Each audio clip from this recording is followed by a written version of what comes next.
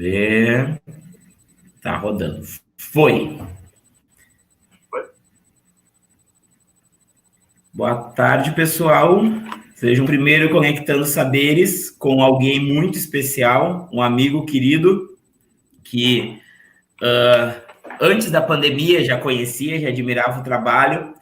E quando eu pensei em montar esse projeto, Conectando Saberes, que é um projeto totalmente, que é uma roda de conversa, é um projeto totalmente pensado nos educadores que estão atuando com as crianças, é um projeto que fala sobre educação, que fala sobre o direito das crianças, o direito dos professores também, e a primeira pessoa que me veio à cabeça foi Cauê. Por que o Cauê? Porque o Cauê ele tem uma pesquisa muito grande com as crianças, ele trabalha numa escola que eu admiro muito, e ele exerce um trabalho de qualidade, um trabalho que realmente eu acredito, e é aquilo que eu defendo também. Então eu pensei, Cauê, vamos bater um papo, falar sobre a transição da educação infantil para o fundamental, vamos quebrar com essa ruptura aí que rola muitas vezes, que os professores de educação infantil são contra o fundamental e vice-versa. A gente escuta esses burburinhos por aí. Então, hoje é um bate-papo bem descontraído. Nós vamos conversar, bater um papo. Quem quiser perguntar aí no chat, fica também, pode perguntar. E quem não conseguiu assistir, quem não conseguir assistir nesse momento, vai ficar salvo, pode compartilhar. Então, eu vou passar a palavra para o Cauê, ele vai se apresentar, vai falar com vocês, e aí vai fluindo a conversa, tá, pessoal? Podem escrever aí de qual é a cidade de vocês, o nome de vocês aí, a cidade, para a gente saber mais ou menos de onde que estão falando, tá? Sejam todos bem-vindos. Cauê, contigo, meu querido. Boa tarde, pessoal. Boa tarde, João. Primeiro, eu queria agradecer o convite. É uma coisa maluca, né? Mas nós não nos conhecemos pessoalmente, até pela distância que estamos, né? Mas logo, logo, acho que isso vai acontecer. E vemos acompanhando um outro aí pelas redes sociais. E o que nós fazemos, né, é complementar, né? Um inspirando o outro, como vemos várias outras páginas na internet também. E aproveitar a internet, aproveitar a tecnologia, porque ela tem de potente, né? Para ligar as pessoas, juntar as pessoas, ao invés de afastar as pessoas, né? Como o João disse, eu sou o Cauê, eu trabalho numa escola hoje no Fundamental. Minha trajetória na verdade, eu não comecei na pedagogia, né? Minha primeira formação foi em ciências sociais. Eu sou de São Paulo, nem sou de Campinas. Eu vim para Campinas vim estudar sociologia aqui na Unicamp, terminei o curso, comecei fazendo pesquisei com indígenas, ocupações, sem terra, e aprendi muito, né? Tinha uma professora muito gente boa, uma mexicana, da antropologia, e aí chegou uma fase, cara, que eu comecei a fazer alguns concursos, e o primeiro concurso que eu passei, aqui em Campinas, chama Agente de Educação Infantil, né? Tem lugar que chama cuidador, tem lugar que chama pajem, tem lugar que chama monitor, aqui antes chamava monitor de educação infantil, né? E quando eu comecei, eu fui fazendo concurso, foi o primeiro que me chamou. Quando eu cheguei lá, bom, eu entrei, e aí eu cheguei numa escola, numa creche, né, num bairro aqui de Campinas, a creche chama Sem Roberto Teles Sampaio, e fui sendo apresentado pela escola, né? E aí a moça que me apresentou, ela começou a apresentar nas salas, e ela começou a apresentar dos maiores, que aqui em Campinas se chama AG3, as crianças antes do fundamental. E eram umas crianças grandes, eu cheguei, elas começaram a conversar, né? É uma questão que a gente pode até tocar, que essa questão do homem na educação infantil é muito difícil elas verem, né? E aí elas começaram a conversar, e aí eu pensei, bom, pô, legal, né? Eu li ali o edital, ficar com as crianças, brincar com as crianças, cuidar das crianças e as crianças grandes. E aí ela foi voltando na escola, e as crianças foram diminuindo, até que ela chegou numa turma de berçário. Nunca me esqueço, tinha umas 8 crianças, 8 bebês deitados num colchão, pequenininhos assim, ó. Crianças de 5 meses, de 6 meses, de 7 meses. E aí eu olhando, sabia que tinha berçário, ela falou, bom, Cal, é aqui que você vai ficar. E aí eu cheguei e falei, nossa, bom, qual a experiência com criança que eu tenho, né? Minha companheira, quando a gente estava namorando, a mãe dela teve um outro filho, e a gente cuidava às vezes dele, era essa experiência que eu tinha, né? Com bebês. E quando eu chego lá, eu ia ficar com os bebês. E eu brinco, né? Porque quando eu cheguei, eu era estudante de ciências sociais, né? Não tinha o cabelinho cortado, assim, exatamente, a barba era um pouco maior, eu já sou bem grandão. E era uma coisa muito estranha, destoava, assim, dentro das crianças. E aí, aos poucos, cara, eu fui pensando, daí eu sempre me lembro da frase do Manuel de Barros. Passava os dias ali, quieto, no meio das coisas miúdas e me encantei. E eu acho que foi exatamente isso. Lá eu comecei a ver, comecei a fazer alguns outros concursos, mas já desanimei um pouquinho e vi que ali era a minha praia, educação, fui atrás, fui fazer pedagogia. Apareceu um curso muito legal, era um programa que chamava Universidade Aberta do Brasil, era um curso de pedagogia nas universidades federais, e eu fiz na Federal de Alfenas, muito longe daqui de Campinas, mas tinha um polo, e fiz as experiências, muito, muito interessante, me formei em pedagogia. Fiquei 5 anos nessa creche. Quando eu me formei em pedagogia, a minha esposa já trabalhava na escola que o João falou, que é o Tema, né, Tema Educando, ela já trabalhava lá, e eu já conhecia, fazia curso, tinha muitos cursos, lá tem um centro, né, Centro de Estudos, Encontros e Conexões Pedagógicas, e eu fazia alguns cursos lá. E aí o foco era na educação infantil, só que eles iam formar a primeira turma deles do 5º ano. E durante essa minha trajetória, por um tempo, eu fui professor particular, eu dava aula particular de matemática. E aí eu conhecia lá a coordenadora, a diretora da escola, fui uma vez, ela falou, a gente está procurando professor para o 5º ano, entrega um currículo, eu entreguei, eles me chamaram, e aí eu comecei no fundamental. Então, imagina, eu saí dos bebês lá, 1, 2 anos, dei um salto de 10 anos. Fui para as crianças de 11, 12 anos, 10, 11 anos. E aí eu comecei a pensar, poxa, pensar sobre isso, né? Pensar sobre, refletir mesmo, para mim, sobre essas questões de educação infantil e o ensino fundamental, né? Como que nós podemos pensar em uma transição fluida entre isso, né? E até porque é uma coisa interessante, porque na própria base nacional, né, da BNCC, tem uma parte, lá uma página, fala assim, transição da educação infantil para o ensino fundamental. E lá nessa parte coloca isso, que tem que ser uma transição fluida, não pode ser um recorte, como que o João trouxe, não pode ser um recorte total das crianças na infantil fazendo de um jeito e no fundamental fazendo de um jeito completamente diferente. E eu comecei a refletir, pensar na realidade da escola que eu trabalhava. A escola de educação infantil, ela era colada com a escola de fundamental. Exatamente colada, muro a muro, assim, as duas escolas. Eu lembro de estar com as crianças no parque, no solário que a gente tinha, e ver os professores, ver as crianças do fundamental lá brincando. E muitas crianças saíam da creche e iam para essa escola do ensino fundamental.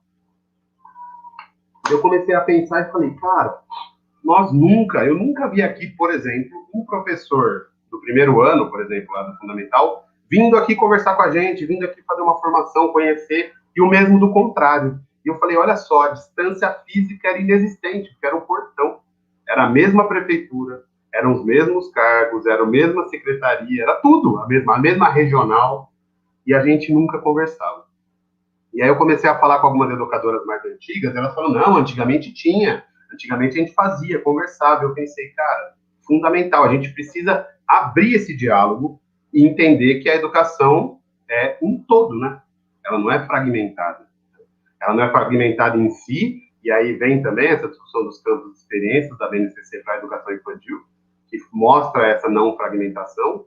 Então, um pouco ela é fragmentada no fundamental. E essa transição, né? Eu costumo brincar na reforma que teve, que tornou o 9º ano, né? Eles não aumentaram o ano do fundamental, né? Eles roubaram o ano da educação infantil. Então, as crianças entram um pouquinho mais cedo do que entravam antes no fundamental. E não tem essa conversa, não tem essa transição. Então, acho que isso é um tema muito interessante, um tema muito importante da gente conversar, da gente bater papo e começar a levar seriamente isso, né? Como nós podemos pensar em uma transição interessante do infantil para o fundamental e mais, como as práticas abertas, participativas da educação infantil podem e devem influenciar o modo como nós enxergamos as crianças e as práticas educativas no fundamental. Então, essa é a minha grande investigação do momento. É isso que eu estou tentando buscar, tentando entender, tentando praticar, tentando conversar e dialogar. Aí, voltei. Perfeito, Cauê, perfeito. E eu acho que um pouquinho eu vejo aqui no bate-papo, tu tem um fã-clube aí, o pessoal te elogiando aí no bate-papo, coisa boa. E a gente vê o quanto que é fundamental, né, essa parceria.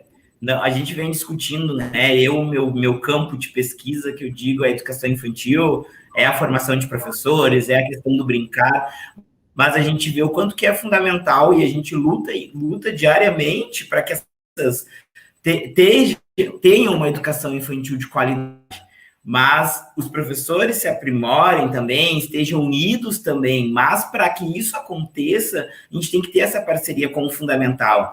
É pensar na criança também, mas mais além, como a gente diz, porque o que a gente faz na infantil repercute lá na vida adulta da criança, repercute nos próximos passos que ela vai dar no ensino fundamental.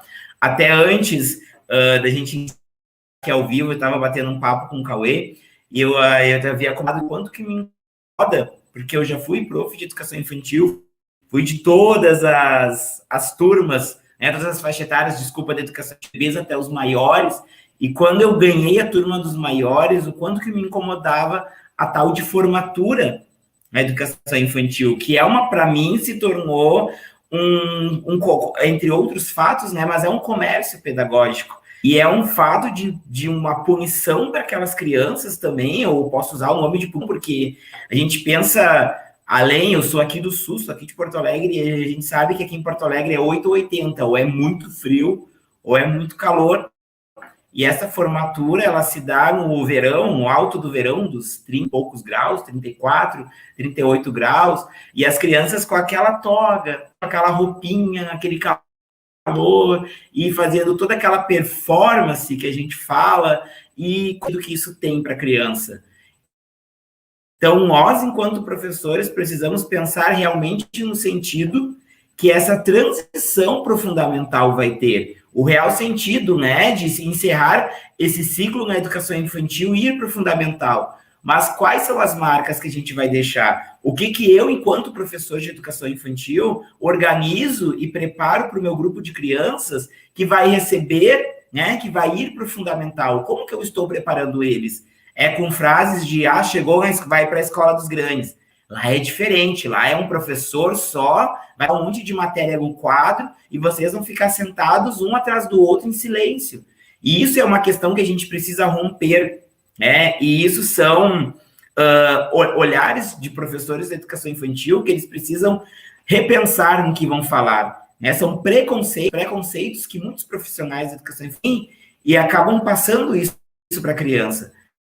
Muitas vezes essa criança não vai querer realmente ir para o fundamental, chegar com medo, pensando que o ensino fundamental, que o professor vai ser um bicho de 7 cabeças, que ele vai ficar sentado, que ele não vai poder brincar, que ele não vai poder respirar, que quem vai ditar ali é o professor. Então, esse olhar tradicional, que muitas vezes vem impregnado nos profissionais, precisa mudar, pensar no coletivo, né? A gente precisa pensar na coletividade das crianças também, isso é importante. Cauê, quiser falar, pode falar, meu querido, pode ligar aí o microfone e falar. Não, concordo plenamente, João. Nós, quando fazemos a formatura do 5º ano, a nossa escola vai até o 5º ano, né? E aí a gente estava falando sobre isso, né? Pensando como a gente pode chamar, vamos chamar de desformatura, vamos chamar de transformatura, né? Não de formatura, né? Que parece que coloca numa forma e tal. E esse debate, João, eu lembro muito, uma vez, uma reunião que nós estávamos, e como existe esse peso. Eu vou trazer uma reflexão aqui, eu queria saber qual a sua opinião sobre isso também, né? A educação infantil, ela teve uma história, pensando por que essas práticas transformadoras, pedagogias participativas, surgem na educação infantil, né? Pensando aqui no Brasil. Temos a educação infantil, ela não tinha tanto olhar antes. Primeiro que não era obrigatório, né? Agora já pega um pouquinho da educação infantil, já é obrigatório, lá para cima dos 3, 4 anos, mas a educação infantil, ela tinha uma certa liberdade dessa institucionalização e dessa escolarização que o fundamental tem. Apesar de a gente saber que existem ainda muitas práticas ultra transmissivas na educação infantil, ela tinha um pouco mais de liberdade para criar do que o ensino fundamental. Tanto é que esse pequeno espaço de liberdade para criar, a gente já viu que surgiram coisas maravilhosas, né? Práticas e exemplos maravilhosos no Brasil e no mundo todo. E eu lembro que as crianças vão ficando mais velhas na educação infantil, e aí começa esse dilema. Bom, as crianças vão para o ensino fundamental. Então, agora eu já vou lá e diminuo um pouquinho do tempo de parto. eu já vou lá, coloco elas mais para ficarem sentadas, sabe? E aí uma vez a gente, no auge do debate na escola, assim, e eu falei, nossa, parece que vocês estão dizendo assim, já que eles vão sofrer no ensino fundamental, então vamos começar dando sofrimento para eles desde agora, sabe? Uma lógica diferente, ao invés de usar essa potência da educação infantil para transformar o ensino fundamental. Eu percebo que a gente está quase no jogo ao contrário. Essa institucionalização do fundamental está cada vez mais descendo, pressionando, quando a gente vê, às vezes, em escola de educação infantil, os bem menorzinhos, sistemas, apostilados e tal, e aquelas coisas. Então, eu acho que da educação infantil, a gente unir forças, quem é meio, eu sempre brinco, né? É achar os malucos, igual a gente aí no meio, começar a se conversar um com o outro, nos apoiar em tudo que foi produzido, né? Eu estou aqui olhando do lado uns livros aqui, tem a Maria Carmen, tem o Paulo Fock, tem a experiência de Reggio Emília. Então, trazer esse tipo de discussão potente, né? Bem fundamentada, tanto no chão da escola quanto na academia, mais qualificada possível, dentro aqui do Brasil, e mostrar como isso pode escapar para o fundamental, né? Escapar para o fundamental e poder nos influenciar lá com as crianças maiores no fundamental. E nesse ano especificamente, João, eu tive uma descoberta, assim, vindo naqueles livros do Diálogos Embalados, lá da Fabi, da Thelma, de São Paulo, e veio esse livro aqui, ó, Jardim de Infância para a Vida Toda, por uma aprendizagem criativa, mão na massa e relevante para todos, do Mitchell Resnick, lá do MIT Media Lab. Estou vendo que está fazendo um joia aí. Cara, eu comecei a falar, nossa, e lendo o livro, e ele falando de práticas participativas na graduação, na pós-graduação do MIT, né, que é tido como um instituto de tecnologia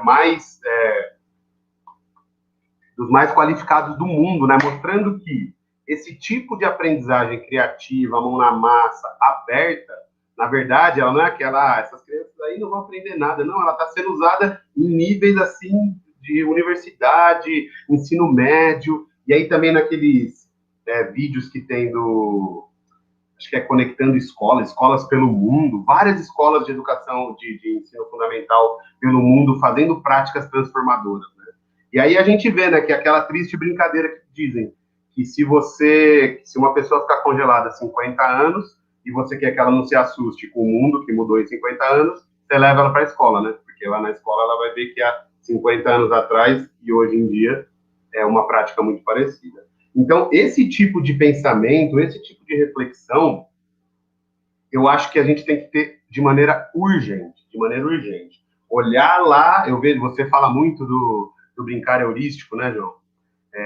Essa mesmo da descoberta, do eureka da parada, né? Descobrir as coisas. Descobrir, é isso. E a gente vai olhando e as crianças, elas têm essa vontade. E aí, é claro, não estou falando que é simples, não estou falando que é fácil, tem pressão da família, que foi formada muitas vezes numa pedagogia transmissiva, tem pressão da escola, tem pressão das esferas do governo, que tem ainda, às vezes, uma visão bem retrógrada de educação, mas onde nós achamos respiros? Onde esses respiros são possíveis para a gente pensar alguma coisa diferente, né? E eu brinco sempre com a minha esposa, eu falo, ó, eu não tenho medo de criar no fundamental, porque eu tenho certeza que a escola que existe, a escola transmissiva, a maioria, ela já é uma coisa que não deu certo, né? Ela não vai, se a gente apostar nisso, não vai adiantar. Então, vamos apostar no novo. E quanto mais gente apostando no novo, e a gente conversando sobre esse novo, eu tenho esperança e expectativa que a gente vai conseguir transformar o fundamental muito em breve.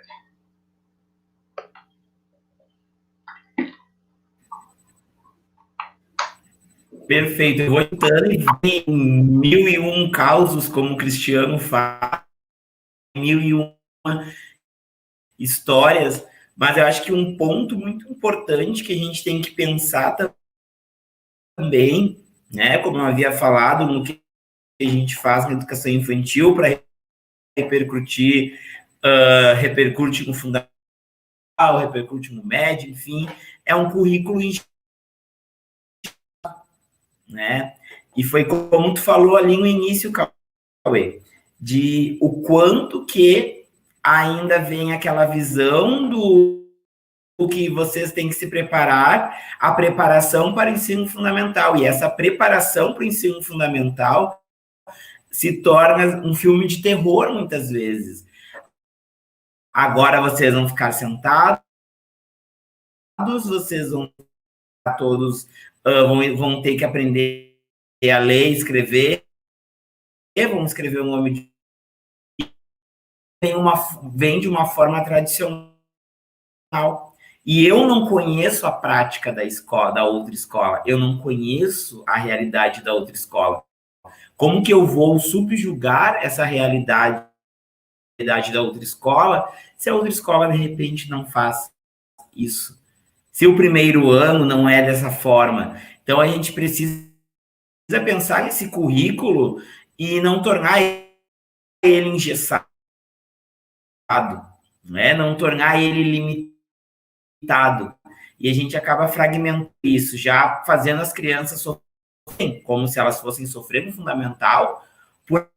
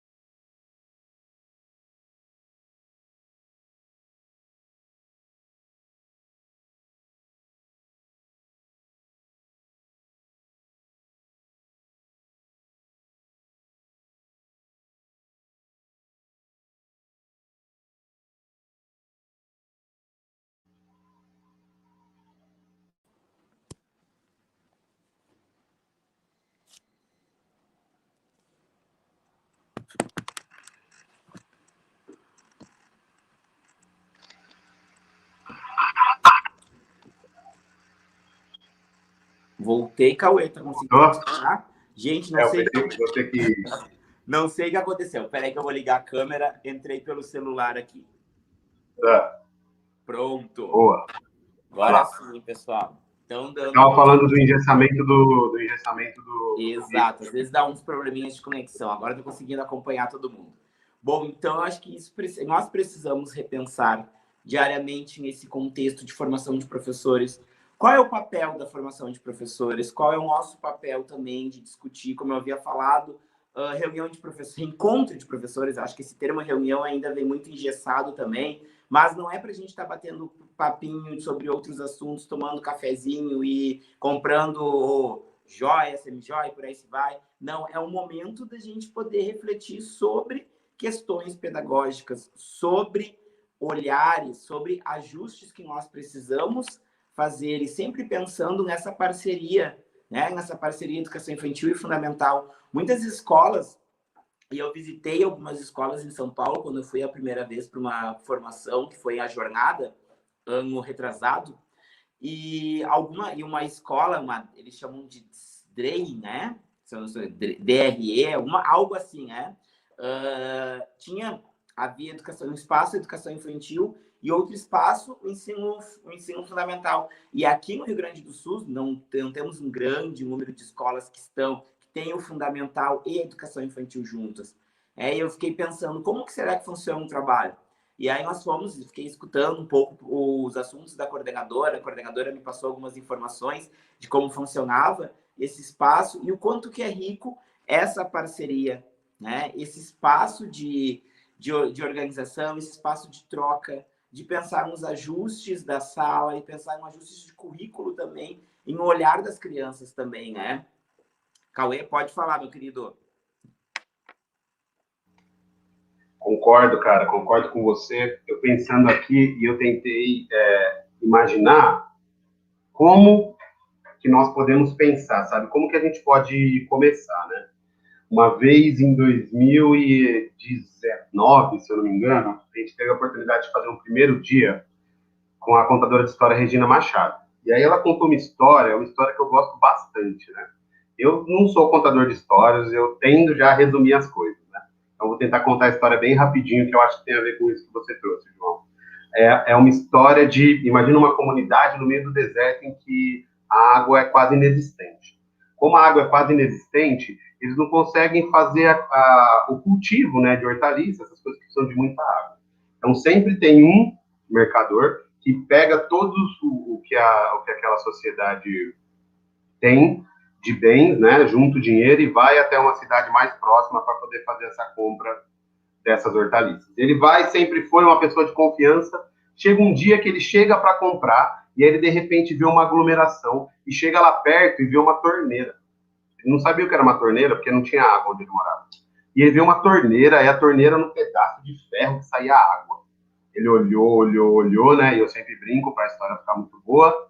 O preço da torneira era o preço de todo o dinheiro que ele tinha para comprar tudo que ele precisava para a comunidade dele.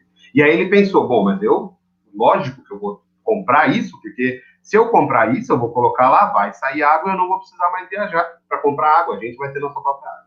Então ele compra, e aí a comunidade vem vindo ao longe, assim, o mercador que tinha aquela charrete cheia de coisas e não tem mais nada, já começa a pensar o que ele fez, meu Deus, cadê o nosso dinheiro? E a hora que chega só tem uma torneira bem bonita de ferro dentro lá da charrete dele.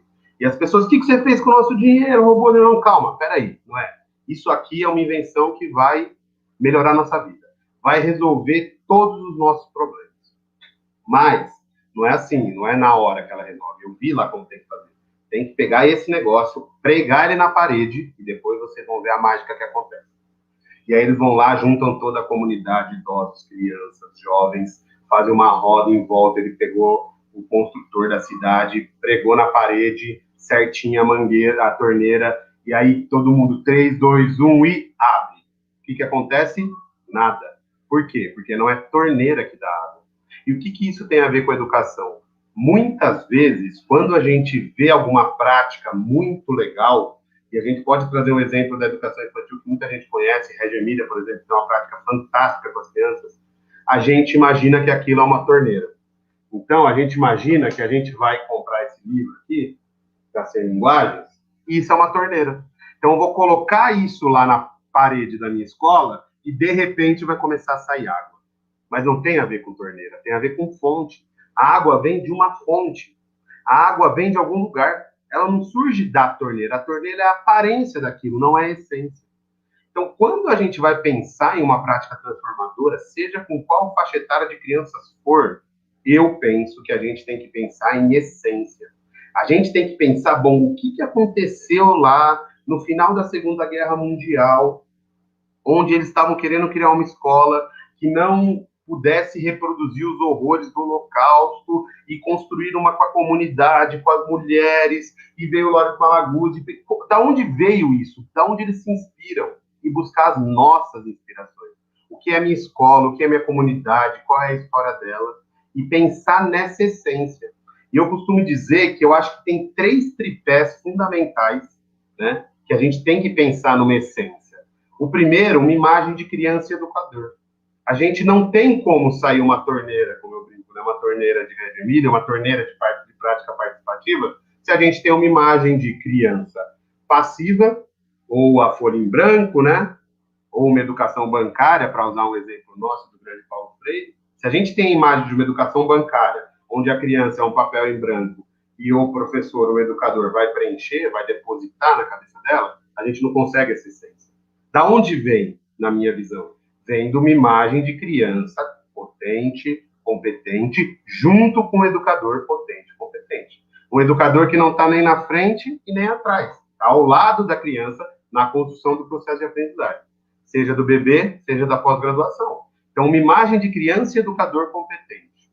Essa imagem de criança e educador competente se realiza numa pedagogia. Qual pedagogia? Não uma pedagogia transmissiva de o professor é o detentor do conhecimento, passa. Isso no fundamental é mais forte ainda, né? Não é esse tipo de educação. É uma prática participativa. E tem um modo de fazer? Não, pode ser vários modos de fazer, desde que tenha uma concepção de que estamos juntos na construção do processo de aprendizagem. E esse processo de aprendizagem, no caso que nós estamos falando aqui, da escola. Qual escola a gente quer, né? Usando o Tonucci, no último livro que o Paulo Fock trouxe, não é uma escola das liçõezinhas, onde tem tudo pronto e a criança só vai lá e preenche, nem uma escola das atividades, onde o contrário, né? Imagina, é a criança, já que a criança é potente, competente, então ela faz lá o que ela quiser, eu vou lá, viro os brinquedos e tá tudo certo, é só eu esperar. Não, é uma escola das investigações. Criança e educador competente, numa pedagogia participativa, numa escola das investigações. E aí, olhando cada realidade, eu creio que do berçário ao ensino superior, a gente consegue trazer uma prática participativa, onde as crianças tenham realmente voz e vez nesse processo, junto com os educadores. Não é uma mudança. Não é o educador era o que sabia tudo e agora inverte a criança que sabe tudo. Não. Vamos equalizar essa equação aqui e vamos seguir junto no processo de aprendizagem. Eu acho que essa essência faz sair água da nossa torneira. E aí, a água da torneira de cada lugar que for, eu acho que isso que é o mais mágico, né? Uma proposta pedagógica que não seja formatada, mas que tenha uma essência comum. Uma essência de respeito, uma essência democrática, uma essência de diversidade, isso é fundamental. A gente vê os absurdos que o governo federal tem feito com retrocessos assim que a gente nem imaginava, tirar a criança de inclusão da escola e colocar... Cara, isso é de nem sei quanto tempo atrás. Escola da diversidade, Malaguzzi de novo, brilhante. A escola não é um lugar de pessoas iguais, é um lugar de pessoas diferentes. Por isso que é importante os homens na educação infantil também, junto. Não é só, porque é importante referência masculina, não é essa ideia. A ideia é da diversidade. Então, homem, mulher, homossexual, heterossexual, transexual, todo mundo, a diversidade. Diversidade de cultura indígena, africana, tudo junto e misturado numa prática pedagógica desse nível. Pensando nisso, eu acho que nessa essência, aí a gente consegue realizar uma prática transformadora. É isso que eu acredito. Estamos lá todo dia batalhando, né? Perfeito, Cauê, desculpa, já era teu fã, agora te escutando, virei muito mais ainda, né?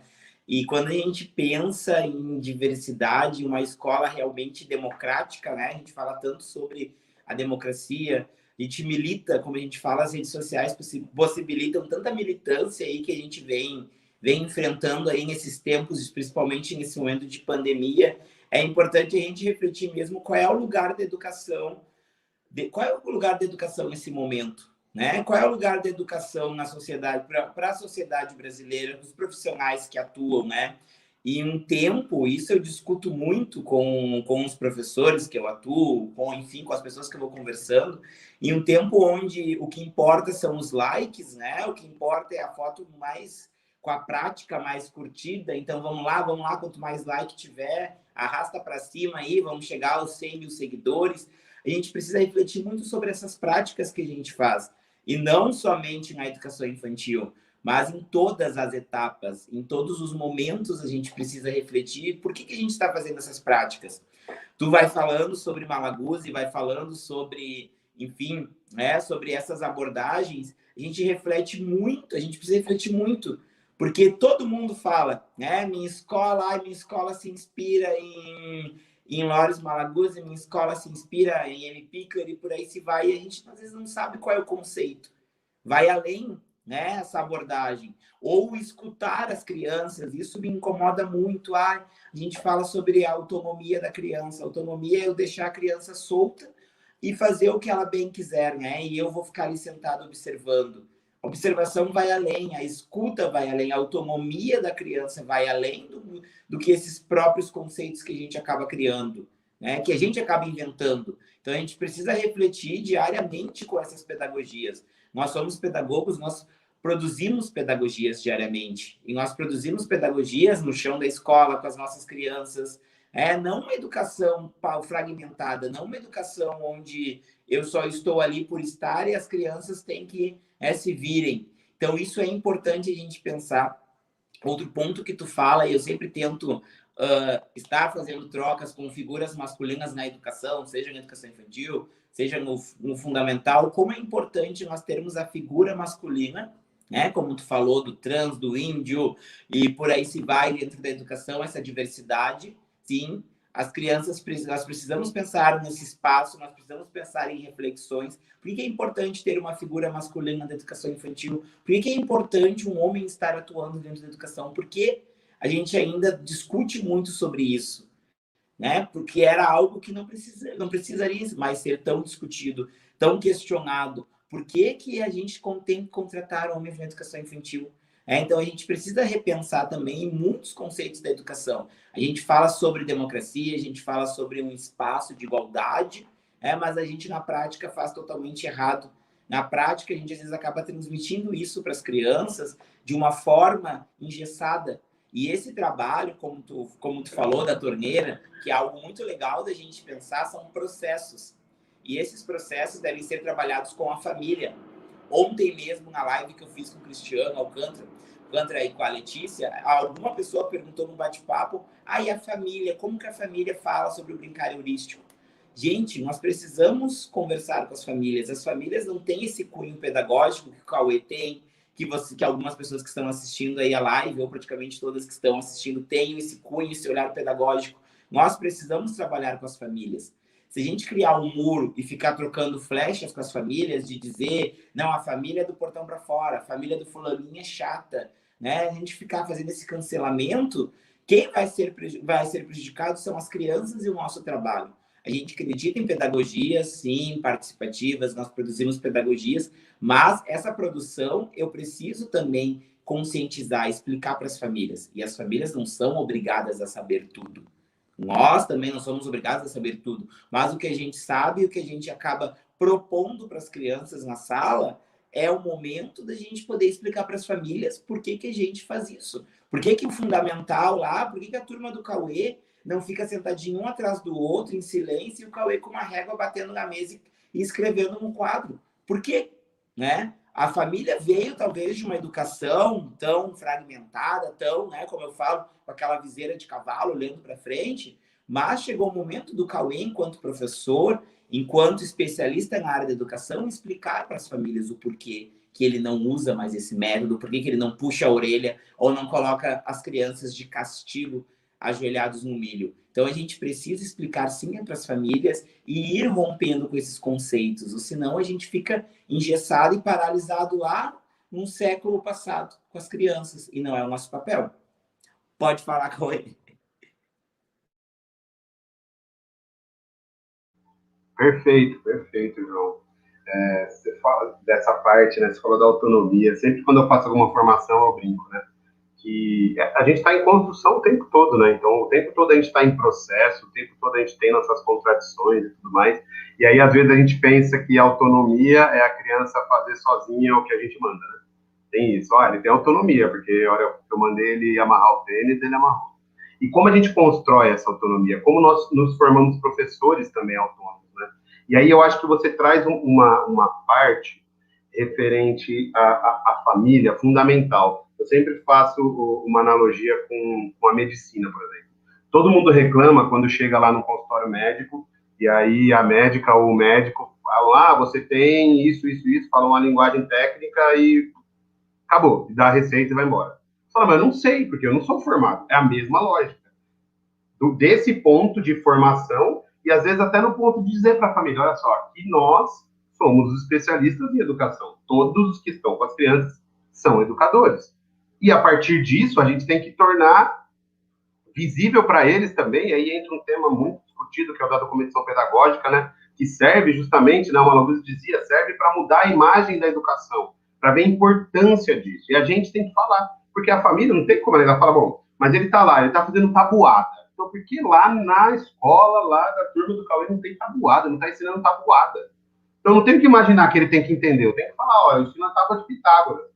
Por quê? Porque a tábua de Pitágoras, olha aqui, em vez de eu fazer a tabuada do 1 ao 10, eu faço um quadro, por quê? Porque a tabuada é metade igual, né? 2 vezes 4, 4 vezes 2 é a mesma coisa. Então, em vez de eu responder, eu faço o ela uma vez só, e olha aqui, tá vendo? Ó, se lembra lá quando você estava no primeiro colegial que tinha Teorema de Pitágoras, isso aqui tem a ver, olha essa aqui, a diagonal aqui, são todos os quadrados perfeitos. A criança não vai saber isso, mas a família que sabe vai falar, nossa, olha só, então o que ele está falando tem razão de ser, porque a gente está numa batalha, né? Não é que a educação, eu sempre uso essa analogia, né? Não é que a educação não se transforma, o Darcy Ribeiro, né? A crise da educação no Brasil não é uma crise, é um projeto, né? E hoje a gente vê isso mais ainda. O que ele está querendo dizer? Olha só, práticas transformadoras são práticas que incomodam. E a gente tem que lutar para que elas se perpetuem, porque existe a contramão dessa história, né? Agora já teve uma última derrota lá judicial, mas essa coisa sempre volta. O pessoal lá do Escola Sem Partido, que não está dentro da escola, nem imagina o que está acontecendo e vem falar o que não sabe do que está falando. Mas a gente tem... O que isso serve? Para a gente estar em alerta e dizer, olha, esse é o tipo, ou coisas absurdas que falam do Paulo Freire, por exemplo. A gente tem que sempre estar em defesa. Tempos difíceis e que temos que defender o óbvio, né? Mas aí são esses tempos. Então, como a gente mostra isso? E tem um TED, João, eu vi nesse livro do Michael e depois eu fui procurar. É um TED, se colocar na internet, TED Tom Wojcik, eu não sei se é assim que pronuncia, mas é Tom, normal, espaço W-U-J-E-C. E aí ele conta uma história, ele fala assim, que um outro cara do TED disse que fez um desafio, não sei se você já viu isso, um desafio de fazer a torre mais alta e colocar um marshmallow na ponta. Esse era o desafio. Em 18 minutos. Entendeu? E aí ele vai colocando, ele coloca pessoal de administração, ele coloca advogado, vai colocando algumas categorias, como se fosse uma dinâmica. E aí ele vai mostrando um gráfico das maiores alturas que ele já viu. E aí a segunda maior altura é as crianças que acabaram de sair do jardim de infância, que conseguem fazer a torre mais alta e colocar um marshmallow. E aí ele começa a analisar, daí ele até fala, quem é o que mais conseguiu? O que mais conseguiu foram os arquitetos e engenheiros. Ainda bem, né? Eles foram os que conseguiram a torre mais alta, né? Eles que constroem as nossas construções. E o que eu estou querendo dizer com essa analogia? O que a criança do jardim da infância fazia que ela ficar em segundo lugar? Ela não ficava disputando por poder, ela não ficava pensando em várias formas e perdendo tempo pensando em quem manda e quem não manda e quem vai virar o gerente do prédio mais alto. Não, o que ela fazia? O que ela fazia na escola, construía, criava. Então ela já colocava o marshmallow na ponta e ia criando a torre caía, ela via onde é o erro, criava. Dava tempo de ver. Às vezes os anteriores ficavam um tempão planejando e hora do grande finale, faltava 2 minutos, a torre muito alta, colocava o marshmallow na ponta, ela caía. Aí já não tinha tempo de pensar mais. E as crianças faziam isso no processo. Então esse criativo das crianças, na educação infantil, lá que a gente já sabe hoje que as pessoas que tem, que do 0 às 3, as crianças fazem as principais conexões neurais, isso está ultra desenvolvido, né? Tem aquele documentário lá, o começo da infância e tal, a gente já sabe, então colocar o máximo de possibilidade de criação e diversidade para essas crianças. E é isso que elas fazem no jardim da infância, elas conseguem construir. E por que os engenheiros e os arquitetos conseguem construir mais alto? Porque eles têm o conhecimento científico. Eles sabem quais são as formas geométricas que dão mais sustentação para uma coisa. Eu penso no fundamental assim, a prática pedagógica que a gente faz no jardim da infância com as crianças de criação, de experimentação, junto com conhecimento historicamente acumulado pela humanidade. E aí a palavra é junto, não é sobreposto. Não é tipo, vocês já brincaram na educação infantil, agora é sério. Não, sempre é sério. Sempre é sério. Sempre é processo de criação. Como a gente junta essas duas coisas? E aí entra a ideia dos profissionais. Um pedagogo não consegue fazer isso, né? Uma vez o Endo Malaguzzi lá, ele falando porque ele colocou o atelierista na escola da infância, ele falava o artista, né? O professor é formado na escola da palavra, o artista é formado na escola da imagem. Então a gente junta os dois, dá potência. Então lá na escola nós temos esse privilégio, né? Tem as artistas, tem a especialista em biologia, tem a gente de ciência humana, tem uma discussão sobre matemática, junta toda essa galera e ela constrói o processo. Então a gente não vai abrir mão do conhecimento historicamente produzido pela humanidade, mas a gente vai tentar o máximo possível criar situações de aprendizagem onde isso faça sentido. Para que serve lá o bendito do teorema? Vamos pensar, porque quando eles inventaram, eles não estavam no mundo do pensamento. Eles tinham que resolver um problema real. Como a gente faz? Vamos resolver um problema real. Mas também se você chegou lá e viu que as crianças conseguiram pensar no problema real, e às vezes elas não conseguiram finalizar porque está faltando um negócio ali que você pode por exemplo, mostrar para ela como faz uma conta armada e aquilo vai facilitar, não é proibido de ser feito, mas com sentido, com significado. Junto ao processo criativo, com o conhecimento historicamente acumulado pela humanidade, de acordo com cada faixa etária pode compreender, aí eu acho que a gente consegue juntar essas duas coisas. E lá nesse livro ele traz uma espiral da aprendizagem criativa, né? Imagine, crie, brinque, compartilhe, reflita. Imagina, cria, brinca, compartilha, reflita. E esse processo de construção, eu acho que a gente consegue chegar numa prática que interesse as crianças e dê sentido, o máximo de sentido possível ao que tudo foi acumulado pela humanidade. Eu acho que essa é a nossa busca. Ótimo, ótimo. E tu vai falando, Cauê, como eu te falei, minha cabeça vai pensando em muitas coisas e muitas discussões. A Karen, querida também, que é da educação infantil, está aí com a gente nos acompanhando. A Karen do Elas e o Chão também é uma querida.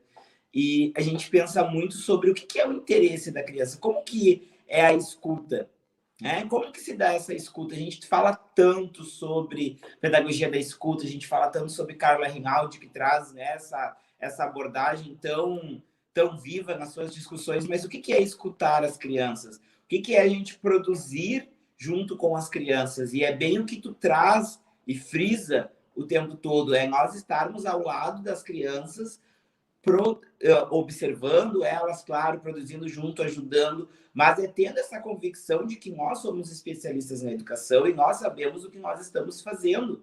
Porque o tempo todo a gente vai ter um pitaco de alguém, o tempo todo a gente vai ter uma barreira que vai vir, mas o pessoal que está nos acompanhando sabe, são processos, né? São processos, não é do dia para a noite que a gente vai conseguir. Talvez possa, né, no início, ter uma grande resistência, possa ter, enfim, né? E eu queria te fazer uma provocação, Cauê.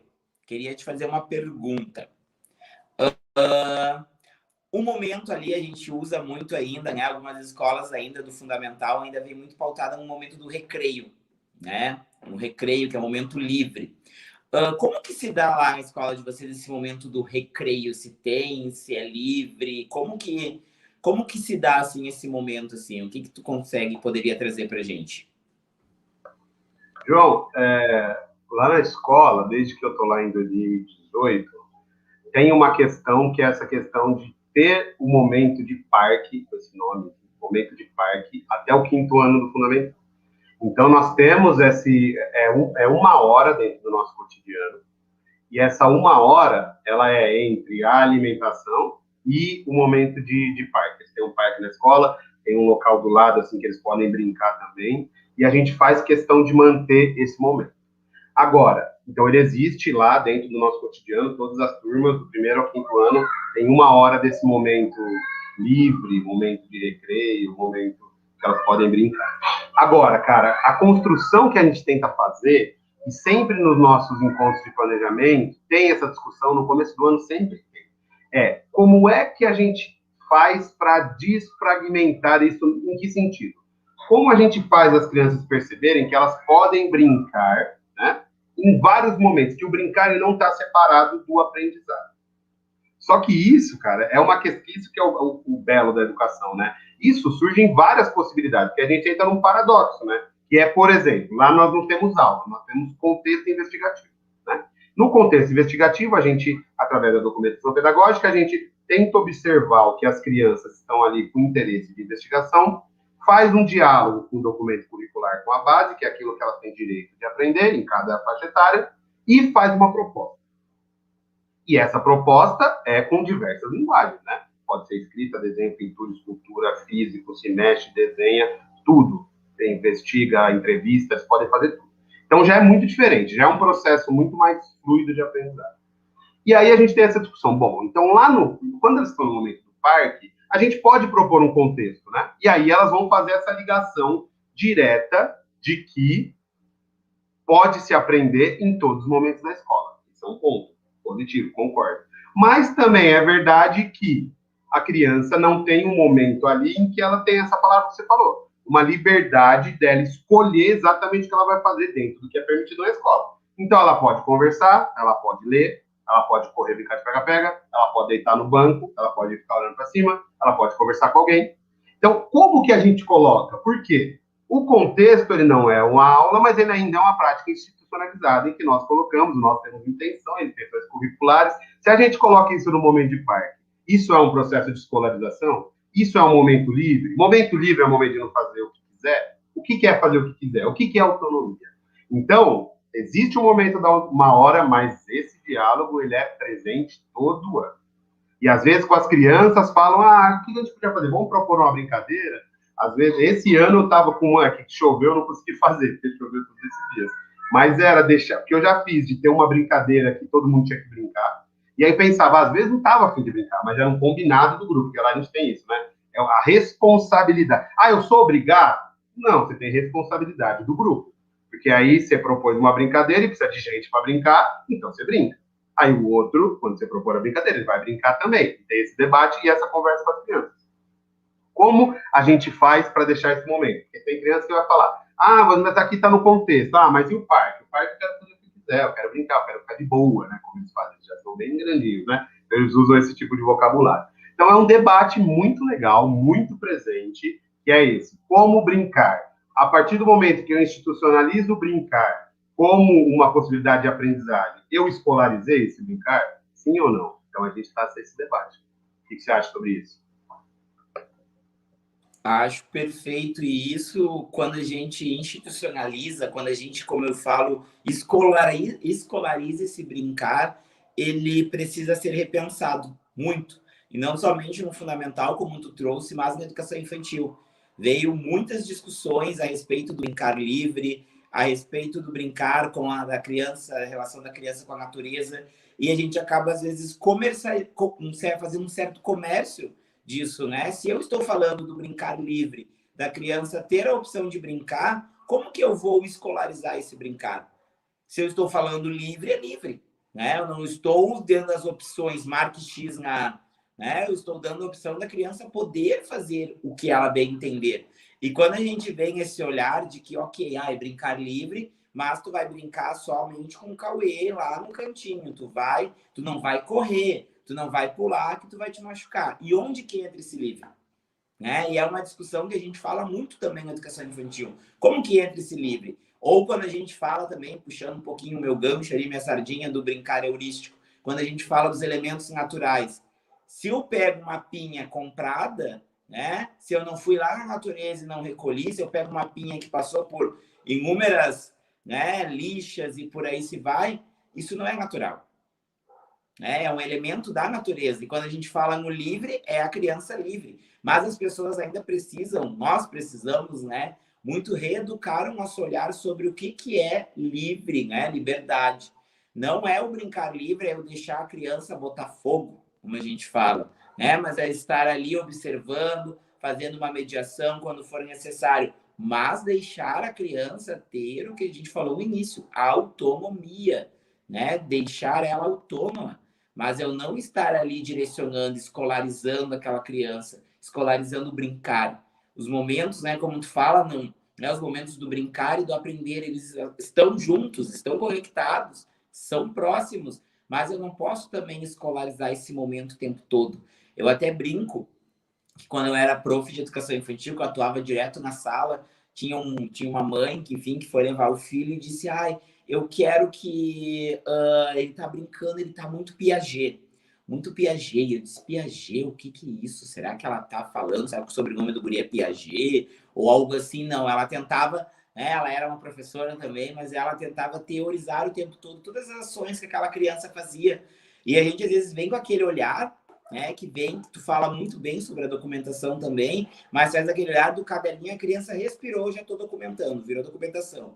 A criança falou, virou documentação, né? A criança olhou para a borboleta e falou, olha a borboleta, vamos fazer uma documentação, um projeto, uma tatuagem, vamos fazer tudo, né? Então a gente precisa estudar esses conceitos também, se aprofundar, porque senão a gente acaba se perdendo, né, no meio do caminho e acaba trazendo uma certa pressão para as crianças, acaba podando, sufocando as crianças.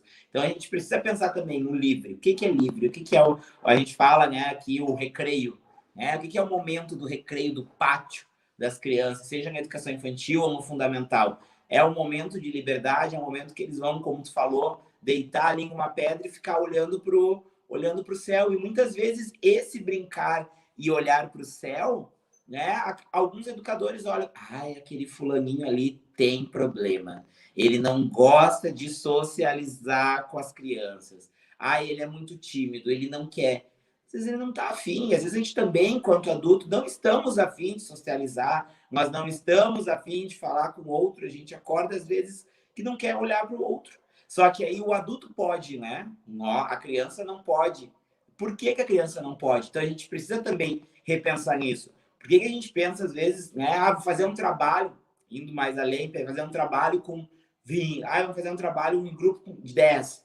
Né? Todo mundo ali junto, ali, fazendo a mesma coisa.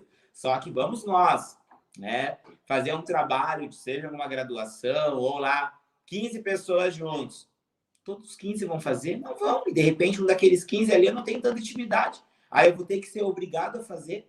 Mas o adulto tem muitos privilégios. E por que a criança não tem esses privilégios de poder fazer em pequenos grupos, em poder escolher com quem vai brincar, em poder ficar deitado numa pedra no seu, né, ali, no seu momento livre, olhando para o céu e conversando consigo mesma? Por que a criança não pode?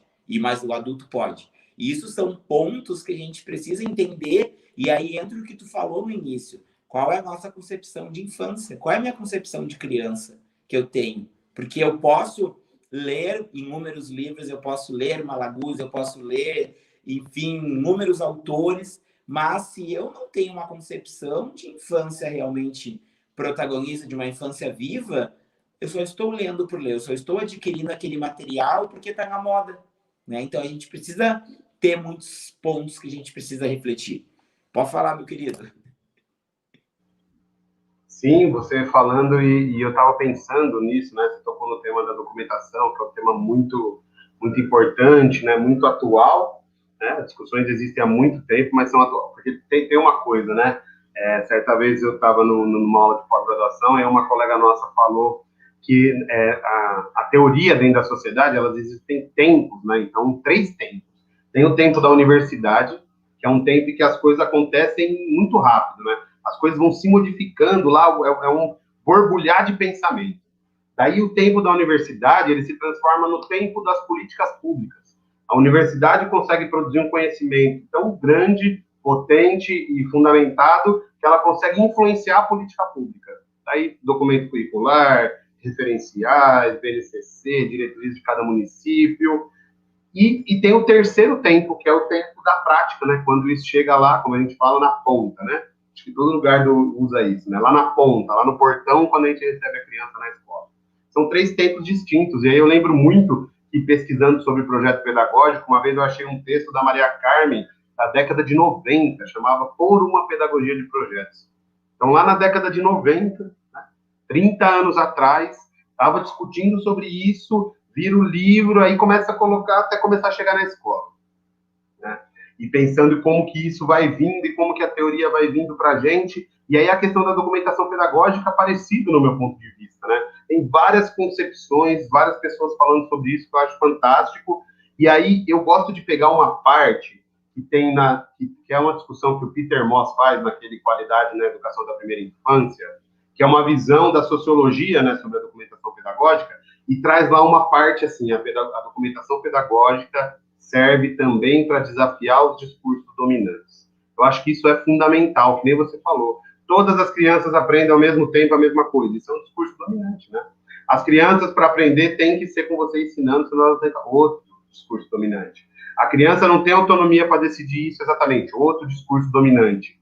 Para um lado, e discurso dominante para o outro, que eu chamo de uma maneira oportunista de entender essa pedagogia da escuta, pedagogia participativa, que é aquela que a gente falou no começo. Então é livre, é o que a criança quer, né? Que a criança não quer, hoje ela não quer fazer nada, né? Tipo, o geral do grupo, eu não vou propor nada o dia inteiro, porque ela não quer fazer nada. Ou eu vou virar lá o brinquedo e vou deixar ela fazer o que ela quiser. Não é isso, não tem a ver com isso, né? É aquilo que o Paulo Fox sempre diz, né? Para o Malaguzzi, a escuta é um verbo ativo, não é passivo. Não é ficar lá ouvindo. Eu já estou pensando, já penso em relançar, penso em colocar essas questões em diálogo. Então, todos esses discursos dominantes, na educação infantil e no ensino fundamental, a gente tem que se unir para quebrar. Então, não é uma segregação, né? eu não consigo ver aqui os comentários, mas às vezes eu troco de página e consigo ver. Mas acho que foi a Damares que trouxe uma questão, né? Das crianças, como que faz? Eu nunca tinha pensado nisso, Damares, muito legal. Como que faz para as crianças que não tiveram o último ano da educação infantil e vão direto para o primeiro ano, né? Foram direto para o primeiro ano. Teve uma invasão aqui do meu filho. Oi, filho. Como as crianças, a gente consegue pensar nesse tipo, né? Nas crianças, como elas vão fazer. E aí eu penso, Damares, que esse é o debate, né? A gente não tem que ter uma proposta tão diferenciada a ponto de que a gente tenha que saber assim, ó, por exemplo, esse último ano foi um ano de preparação. É justamente o contrário. A fluidez tem que ser tão grande que, se dá uma maluquice, como deu esse ano, de não existir esse último ano da educação infantil, ela não vai chegar no fundamental com pensamento diferente. Então, a resposta é complexa, né, Damares? Mas é isso. É o professor, o educador do primeiro ano do fundamental, pensar que, ter essa sensibilidade, saber que a criança ficou um ano em casa e pensar como eu faço. Talvez está aí uma oportunidade, né? De pensar o que ela fazia lá, como é que era. Era uma criança atrás da outra? Não, não era. Então, mas aqui tem carteira, não tem o que eu fazer. Então, você não pode, sei lá, juntar essas cadeiras em pequenos grupos, por exemplo? É uma proposta. Não precisa tirar, não precisa modificar muita coisa. E aí, nessa discussão de documentação pedagógica, algumas formações que eu faço, eu digo isso, né? A documentação pedagógica, essa pedagogia participativa, como a gente for chamar, ela ajuda, ela não atrapalha. Ela não é mais uma coisa para você pensar. Ela é uma possibilidade de unir as coisas.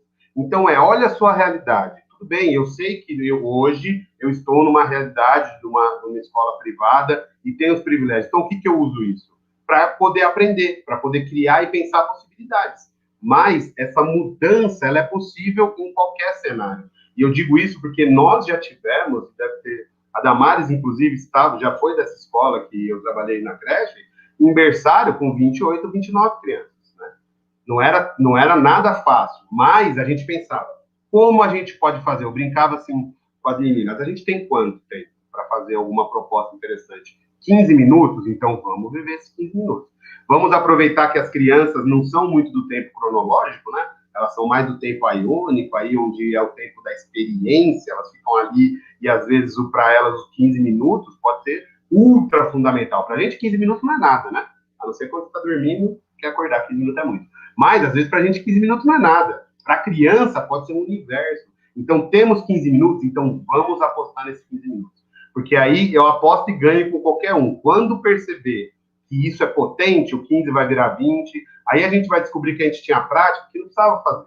Então a gente já ganha mais 10, ganha mais 20, e a hora que a gente vê, todo o nosso cotidiano está permeado por intencionalidade, por reflexão, por possibilidade de ver, nossa, testei, vi, não deu certo isso, vou ver outra coisa, vou repensar, vou discutir com os meus pares, vou tentar ter uma relação positiva com a gestão, com a coordenação, tá todo mundo nesse mesmo barco, né? E tentar tirar não existe essa competição, tentar trazer uma concepção de escola, e isso a documentação também traz, né? Ninguém faz documentação pedagógica sozinho. Se você está sozinho, você já não está fazendo, né? Não tem como fazer, é impossível. Ela é justamente a construção e reflexão coletiva, que pode ser numa turma, e essa turma vai infectando outra turma, que vai talvez não transformando a turma de lá, mas colocando uma pulguinha que fala, eu vou deixar um tempo a mais aqui, eu vou colocar um elemento natural, eu vou arrumar um contexto, eu vou pensar em possibilidades de diversidade de linguagens, dessa vez eu não vou colocar só esse tipo de riscador de lápis, eu vou colocar outro. E aí, aos poucos, isso vai ganhando. E é um caminho sem volta. A gente pode voltar do ponto de vista da aparência, do tipo, uma pessoa saiu do grupo, volta um pouco, 1, 2, 3 saíram, volta um pouco, mas deixa uma marca que é uma cicatriz.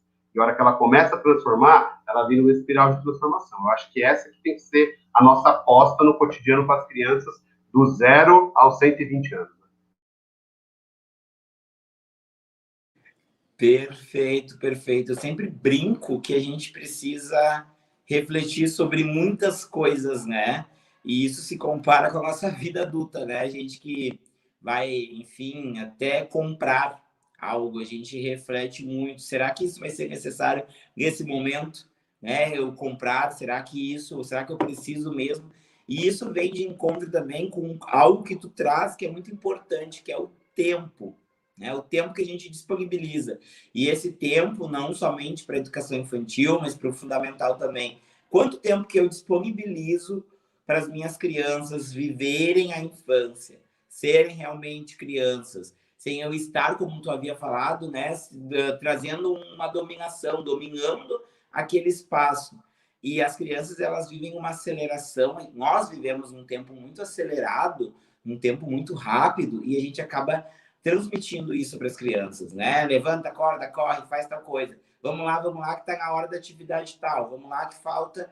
E a gente acaba rompendo isso e não deixando as crianças aproveitarem, usarem o seu processo criativo, usarem as suas vivências, como a gente fala, o seu jogo simbólico para dentro do espaço da escola, usarem a sua criatividade. Então a gente precisa, eu brinco muito, né? A gente precisa refletir diariamente sobre o que a gente faz, né? A gente precisa de refletir diariamente sobre o nosso cotidiano, seja fundamental ou seja educação infantil, porque se a gente vem de um olhar, de uma concepção muito fechada, muito, como tu falou, dominante, de um professor que tem que estar ditando as coisas, entra a teoria do mamãe possuir. A criança vai ficar o tempo todo pedindo, perguntando, olhando e esperando, olhando com aquele olhar de aprovação ou reprovação do educador, se ela pode ou não pode fazer tal coisa, se isso é legal ou não é. Então, nós, enquanto educadores, precisamos ter essa missão de poder proporcionar momentos de qualidade para as crianças. Na educação infantil, é fundamental, como a gente fala, acontecem inúmeras coisas, mas o que se tornou, o que se torna significativo para as crianças? O que marca eles? Será que marca ainda aquele espaço onde elas ficam sentadas em silêncio? Marca provavelmente de uma forma ruim, né? Marca provavelmente de uma forma que as crianças vão se sentir acuadas. Como eu sempre falo, se for para dizer não o tempo todo para as crianças, se for para dizer não faz isso que é errado, é feio, não é legal, é chato, é melhor a gente não fazer. Porque se tornam os momentos do não, do não, do não, do não, e a criança vai levando esse não, não para o resto da vida e vai trazendo marcas, como a gente fala, sequelas para a vida delas. E aí elas vivem o tempo todo de aprovação. Será que isso vai ser legal ou não vai ser legal eu fazer? Então, não é o nosso papel nos tornarmos os monstros para as crianças, e sim tornar elas aliadas do nosso trabalho, e sim poder refletir. Então, acho que é muito importante, e eu vou trazer mais uma provocação para ti, Cauê, que eu estou gostando de fazer essas provocações aí, mas vindo do olhar do fundamental, tá? Acho que tu já falou um pouquinho, mas eu acho que para te aprofundar, a gente está passando muito rápido, já estamos há 1 hora batendo papo aí. Mas vamos lá, pessoal. Qual é o teu olhar assim sobre os professores, assim, principalmente do fundamental, quando a gente fala assim de trazer práticas e de olhares realmente que vão tornar as crianças ativas, como a gente fala, essa escuta, enfim, qual é a tua opinião, assim, a tua concepção sobre esse ponto? João, eu acho que tem uma questão estrutural e uma questão individual, né? Eu acho que a grande briga teórica, até da sociologia, né? Uma das é a gente tentar definir o que é estrutural e o que é individual. O que é estrutural? Condição de trabalho é estrutural, né? É uma coisa que é além, né, da gente. Então a gente sabe, isso aqui é chovendo molhado, como dizem, dizer que é uma desvalorização gigantesca dos professores, né? Dos educadores como um todo. E aí na educação infantil existe uma maior ainda, né? E aí a gente pode, aí é esse ponto estrutural, né? A gente discute estrutural, a gente discute uma profissão dominada pelas mulheres, e aí a gente coloca a situação estrutural das mulheres que ganham menos que os homens e menos que os homens nas mesmas funções. Então isso é estrutura. O professor é desvalorizado, o professor às vezes tem uma carga extenuante, às vezes não tem possibilidade de formação, tudo isso é estrutural. Então, quando os professores colocam essa questão estrutural, é impossível a gente negar essa questão estrutural. Porém, existem as possibilidades individuais. Então, eu vou dar um exemplo que eu sempre usava lá na escola que eu trabalhava, quando eu trabalhava na educação pública, em debates que a gente fazia nesse sentido. Eu falava assim, olha, problemas estruturais, eles não podem servir de desculpa, entre várias aspas, né, para a gente não fazer o nosso trabalho da melhor maneira possível que a gente consegue, né? Eu brincava assim, eu falava, condição de salário, tempo de trabalho, a gente vai discutir quando a gente fizer uma greve, uma manifestação. E aí, quando eu vier aqui falar, olha só, a gente fez uma greve, uma assembleia, o município não deu o que a gente estava pedindo, agora a gente vai fazer um momento de greve, que é um momento de exceção, vamos conversar com a comunidade, vamos explicar o que está acontecendo, que melhoria da nossa condição de trabalho é melhoria do atendimento às crianças, a gente vai fazer lá. A gente não pode fazer o contrário, fazer menos do que a gente pode, ou menos do que a gente deve fazer, porque essas condições são assim. Isso não é conformismo, isso é realismo de responsabilidade. A gente tem uma responsabilidade. O menos culpado, João, é a criança que está lá.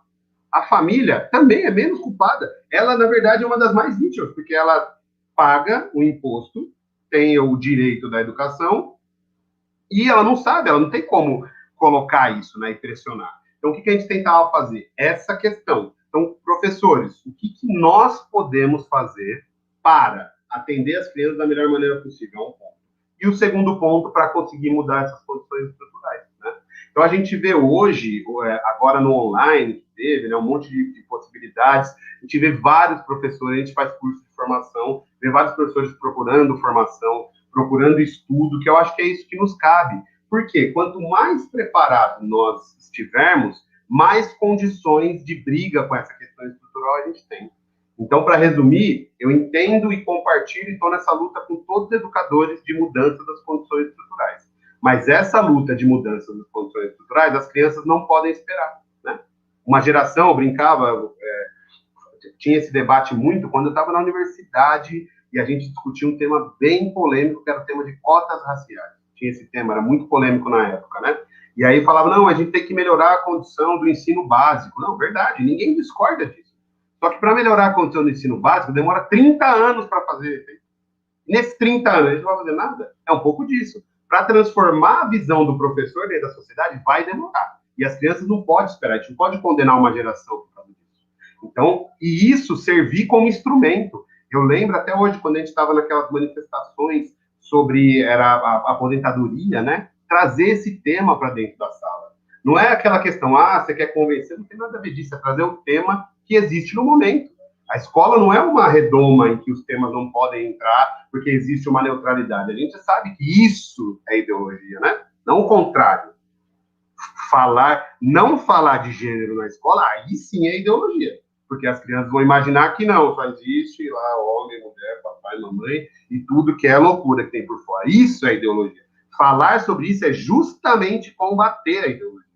E é o que a gente fala, trazer as questões para cá. Professor, eu lembro, a gente estava nessa discussão da documentação pedagógica, a gente fez uma greve uma vez e a gente tinha um livro de registro diário. E a gente tirava foto nossa na manifestação, colocava as pautas do que a gente queria, por que a gente queria, e colocava junto no processo. A gente falava, vocês não estão aqui na sala, a gente sente muito, mas é muito importante a gente fazer essa mobilização pela condição de trabalho, de vivência de vocês aqui. Então, o professor tem que dar esses dois. Entender, e eu acho que é isso, né?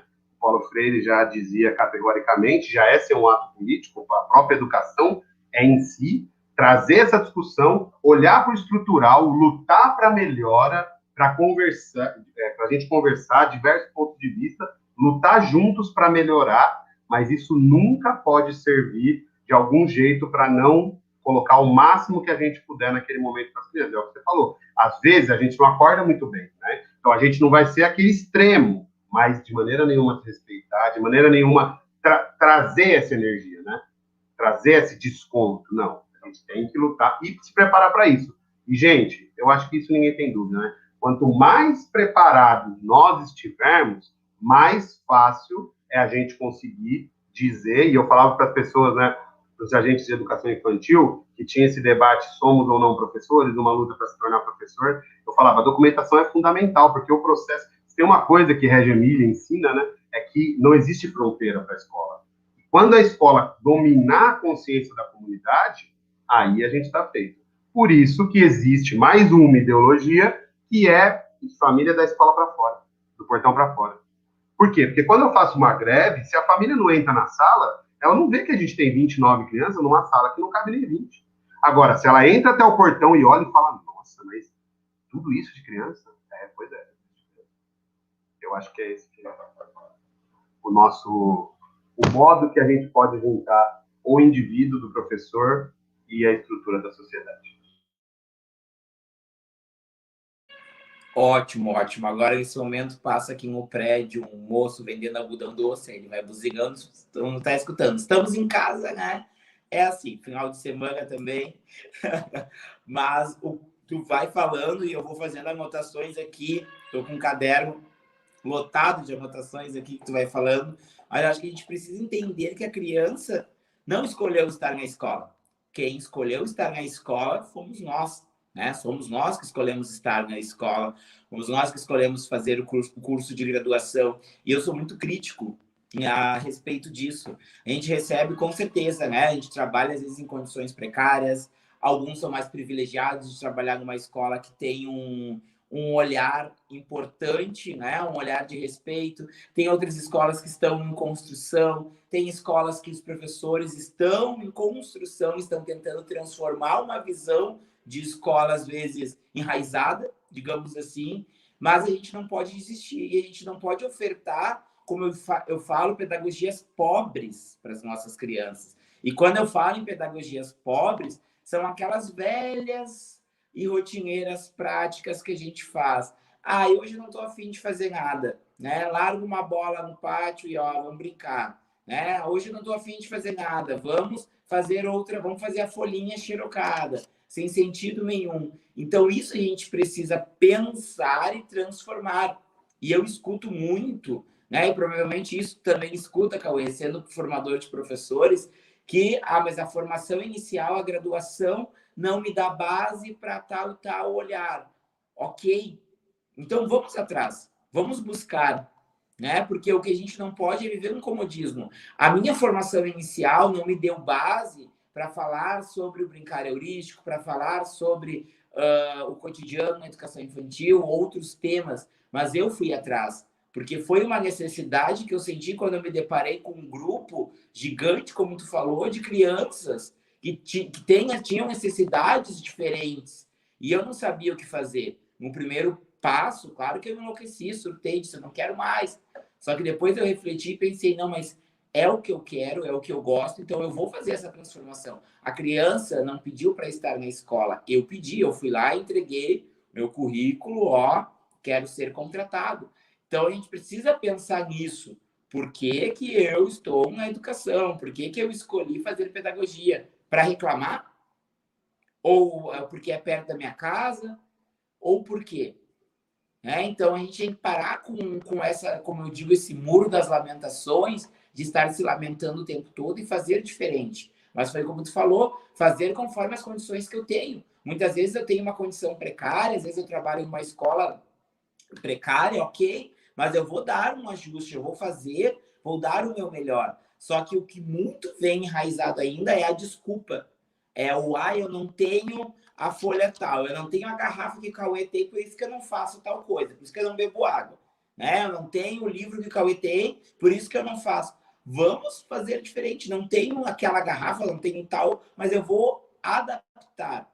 Né? Se eu não tenho a areia, se eu não tenho o graveto, eu vou levar areia. Mas eu vou levar outras possibilidades para as crianças, porque elas merecem algo de qualidade. Elas estão ali para serem atendidas da melhor maneira possível. Então, a gente tem que parar com isso de estar se lamentando. Eu sei de todas as dificuldades que a gente encontra, porque eu não estou mais tanto no chão da escola, como a gente fala, na educação infantil, mas eu trabalho como coordenador, atuando também, se for preciso, se eu tiver que limpar vômito, eu limpo vômito, se eu tiver que trocar fralda, eu troco fralda, se tiver que fazer outras coisas que o professor faz, eu faço, se tiver que substituir o professor, eu vou e substituo o professor, porque eu acho que a gente precisa se colocar no lugar do outro, mas também trabalhar conforme a realidade.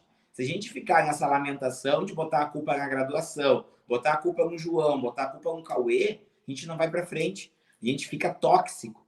E a gente torna a educação tóxica. E ela já vem de muitas pessoas que estão ali, minando a educação com olhares totalmente errados, só que nós, enquanto profissionais, como o Cauê falou, devemos fazer o diferente, fazer a diferença, mostrar que é possível fazer outras possibilidades. Perfeito, cara, perfeito. E essa possibilidade, né? E aí a gente tem uma questão, ainda mais falando na educação infantil, no fundamental dá para a gente trazer isso também, né? Em pensar esse debate, né? Tem a educação, tem as condições da educação privada, as condições da educação pública, e eu sempre penso assim, o que temos de potência que a gente pode usar o melhor possível e como a gente pode pensar nos nossos desafios que tem em todos os lugares, né? Eu vejo, hoje eu estou numa turma bem pequena de fundamental, de 5º ano, o que é uma vantagem, né? Uma vantagem, porque eu consigo observar as crianças bastante individualmente, em grupo, e fazer propostas muito legais, porque são menos crianças, não é uma sala cheia, 30, 40 crianças, né? Agora, eu já fui em várias e várias escolas públicas aqui de Campinas, por exemplo, e o espaço que eu encontrei nessas escolas eu nunca vi em nenhum outro lugar, né? As escolas aqui têm essa tendência, esses espaços verdes, de grande natureza, né? E aí, o João é um dos melhores para falar disso, né? Como a natureza é potente e às vezes nos dá possibilidades que a gente não precisa de nenhum grande atacadista de material didático para comprar aquelas coisas caríssimas. Não é isso somente. Não estou dizendo que não é estrutura, mas nós fomos... nossa página lá na internet chama Andanças Pedagógicas, né? E a gente criou esse modo, a gente foi fazer um curso, a gente conseguiu, a escola nos ajudou, levou um grupo de... Até a Camila, que estava comentando aí, estava com a gente também nesse curso, e a Renata, minha esposa, também estava. Nós pudemos ficar 7 dias fazendo um curso nas escolas do Peru, lá em Lima. E lá nós fomos em 3 grandes escolas. O Colégio Aleph, que é uma escola que vai também de educação, eu acho que não tinha berçário, mas de 3 anos até o ensino médio. E daquelas escolas, eu brincava, aquelas escolas de documentário da Futura, sabe? Escolas gigantescas, enormes, maravilhosas, muito grandes e caras também. Tinha escola um pouquinho menor, que era a Casa Marília, né? Uma casa menorzinha, assim, mas também eram escolas privadas, né? E eles tinham um projeto, chamava Projeto Transforma. E esse Projeto Transforma, eles fariam como se fosse um tipo de assessoria aqui no Brasil com escolas públicas. E a gente foi nas 3 escolas. E o que fez a gente fazer a página, que até acho que é a primeira postagem que tem lá no Andanças, é a gente pensar isso. Quando eu entrei nessa escola, João, da periferia de Lima, como a periferia aqui de Campinas, que as periferias são muito parecidas em toda a América Latina, eu vi que, eu falei, cara, tem alguma coisa que essa escola, com um móvelzinho, comidinho no canto, com um número de patrimônio, como as escolas públicas têm, e aquela escola maravilhosa de ultramóveis, ela tem alguma coisa em comum.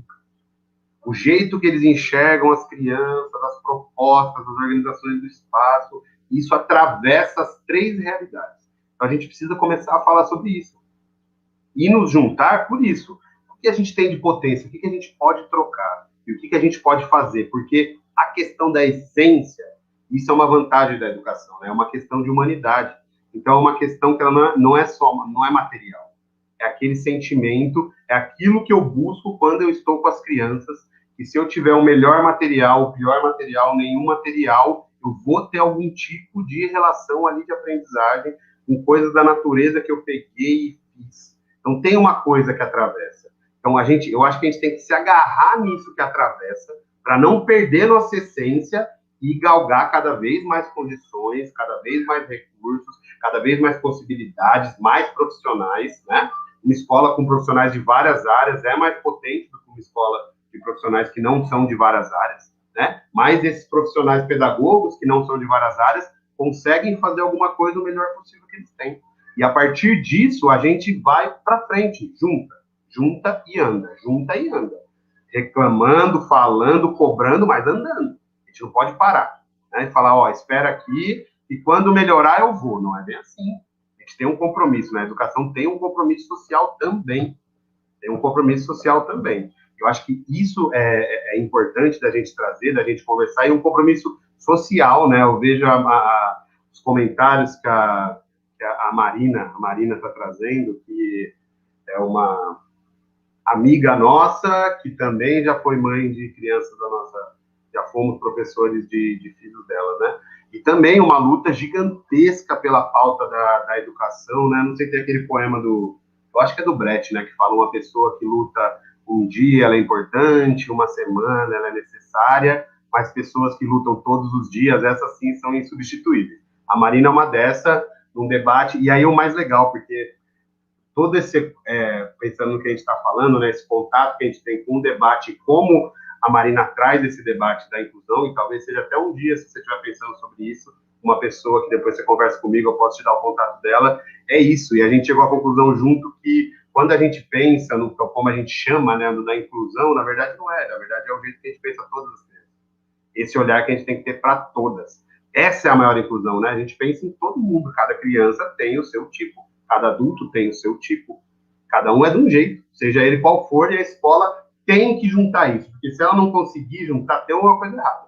Tá vazando alguma coisa aí, vamos lá e vamos tampar esse buraco. Às vezes abre outra, a gente vai tampando, e também tem essa junção de família e escola fundamental, necessária, seja numa escola privada, como é nosso caso, e numa escola pública também, porque uma coisa muito bonita das escolas públicas é que a grande maioria, eu falo aqui de Campinas, não sei se por aí é a mesma coisa, são escolas da comunidade. Muitas comunidades construíram a escola, um tijolo, tipo igual foi lá em Reggio Emília, construíram.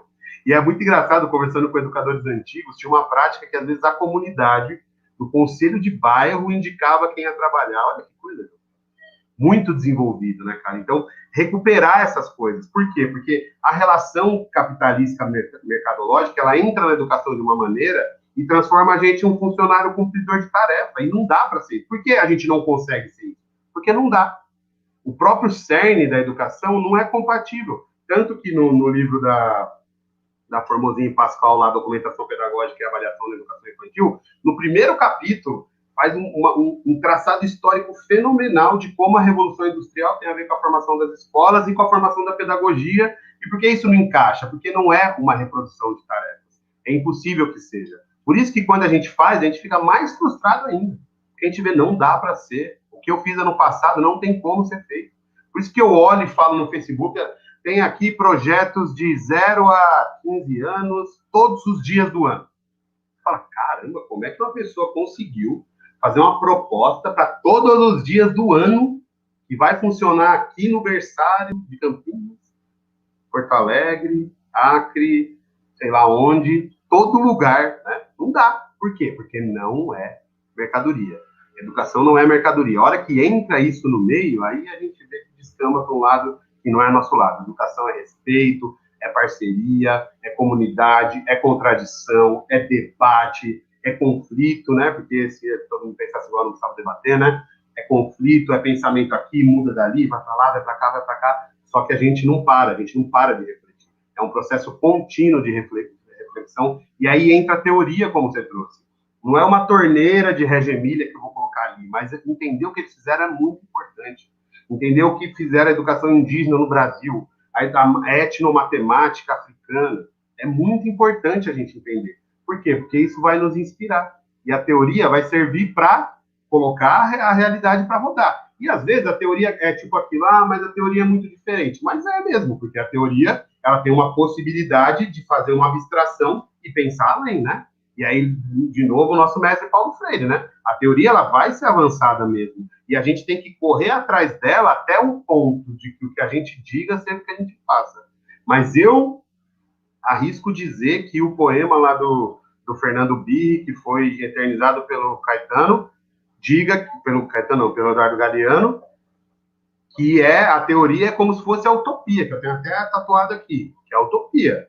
Que é a gente dá um passo para frente e ela dá um passo para trás. A gente dá 2 passos para frente, ela dá 2 passos para trás.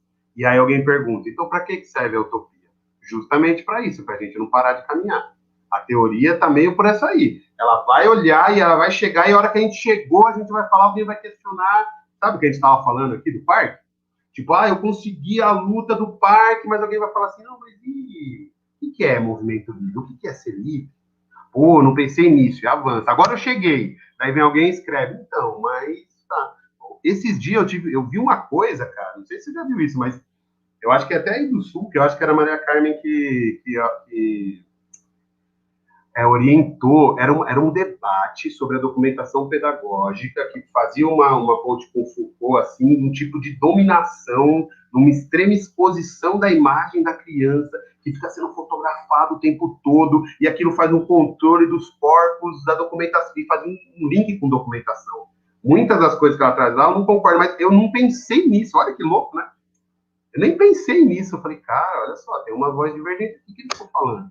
Será que é isso mesmo? E às vezes que o Paulo Fock brinca, né? A gente já descobriu como é a foto bonita, né? É a foto ali, da mãozinha e tal, mas vamos começar a pensar sobre isso? Vamos começar a refletir sobre isso? Porque essa reflexão sobre a prática, ela é o único jeito da gente continuar com essa ideia democrática, né? O Peter Moss diz que democracia não se ensina, se vive, né? E democracia é complexo, a gente tem que ir discutindo ela tempo a tempo. E, cara, a gente vê que ela é uma coisa que a gente pensava que é consolidada, mas está sendo ameaçada diariamente, né? Então é bom a gente sempre estar acordado, sempre estar acordado, sempre estar acordado.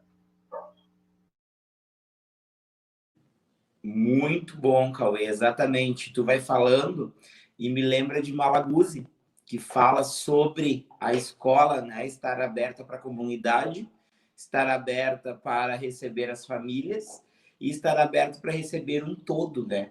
E como é importante quando tu fala sobre o grupo de pais e tu falou, né, que tem alguém assistindo a live que foi uma mãe de uma criança da escola, né, a escola de vocês, como é importante a gente estar aberto para receber essas famílias e trazer elas para dentro da instituição, para elas conhecerem um pouco da realidade da escola, para elas participarem, para elas poderem debaterem também. Então, a participação da escola é fundamental, foi como eu havia falado. A gente vive trocando flechas com as famílias. Ah, mas a família não participa, a família não vem às reuniões.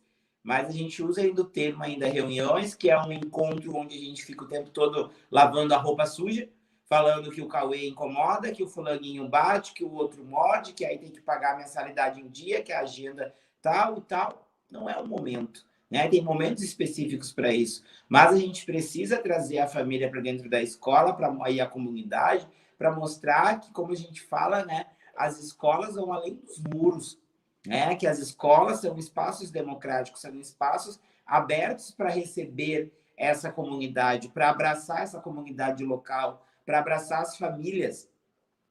Outro ponto que tu falou, a gente já está se encerrando, porque eu acho que a gente vai até 2, 3 horas falando direto, né?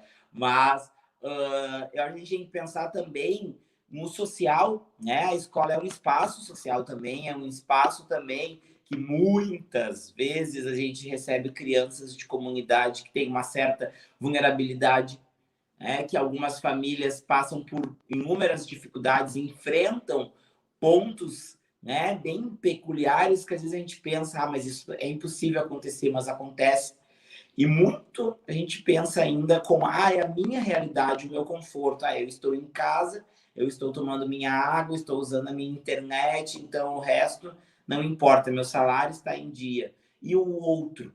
E aquela criança que muitas vezes esteja sofrendo violência, ah, mas não é da minha. Ah, mas final de semana não tem nada a ver com isso. O que acontece final de semana na casa da criança não me interessa. Né? E cadê o momento da escuta?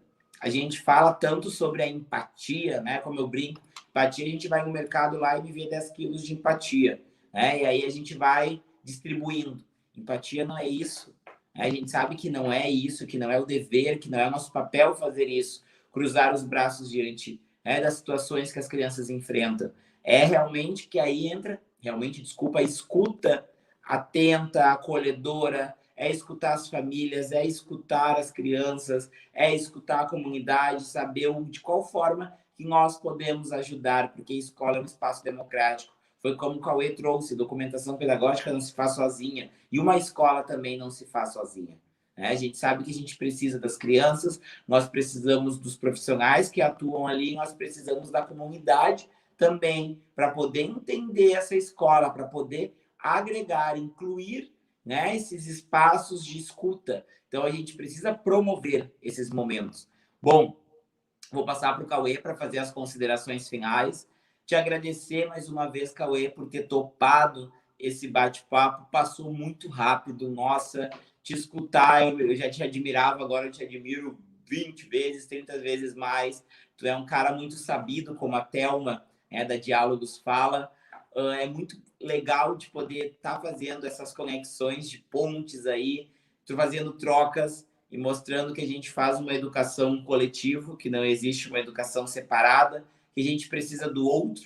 E hoje eu precisei de ti para poder levar um pouquinho dessa tua gigantesca bagagem que tu tem sobre educação, sobre crianças, e também romper com muitos olhares que ainda vem engessado, que eu escuto muito sobre o ensino fundamental, sobre esses preconceitos que o pessoal da educação infantil, não são todos, mas alguns têm para o fundamental. Então, te agradeço pela acolhida, pela generosidade, porque o conhecimento, serve para a gente compartilhar. Se for para a gente ter conhecimento para ficar guardado ali, 7 chaves, e dizer, não vou falar, de nada vale, Então, muito obrigado mesmo. Tu é o cara, te admiro muito e seguimos juntos aí. Tu em São Paulo, eu no Sul, e em breve, quem sabe, tu vem para o Sul aqui, vamos trabalhar juntos, e eu vou para São Paulo também, vamos trabalhar juntos.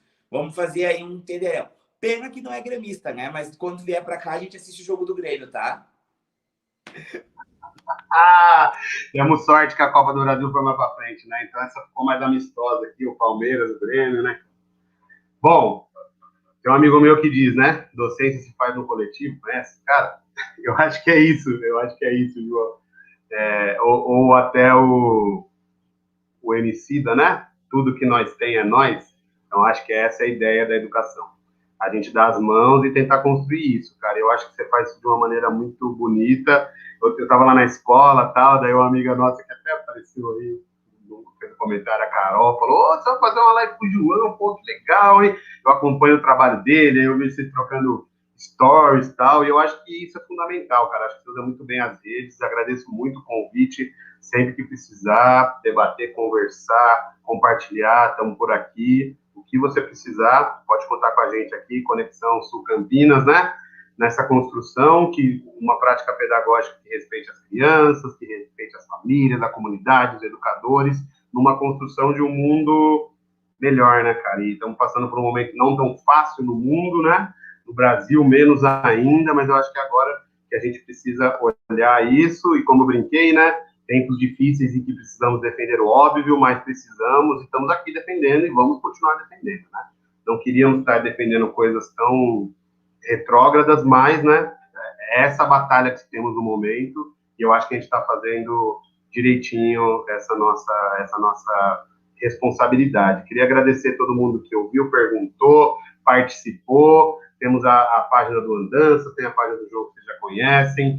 Compartilha, conversa, manda mensagem, e a gente só consegue construir isso trocando, compartilhando e conversando. Foi um prazer conversar com vocês. Estão aí a 1h40 já, batendo papo, ir longe, assunto é o que não falta, Mas podemos fazer outras conversas depois. Grande abraço para todo mundo que apareceu, amigos, uma galera da família, da escola. Eu vi aqui a Ana, a Marina, a Camila, a Damares, o Luiz, teve alguém da família, tia Ana aqui, Isabelle, Carol, Denise aqui de Piracicaba. Pessoal, muito obrigado mesmo. E eu gosto muito de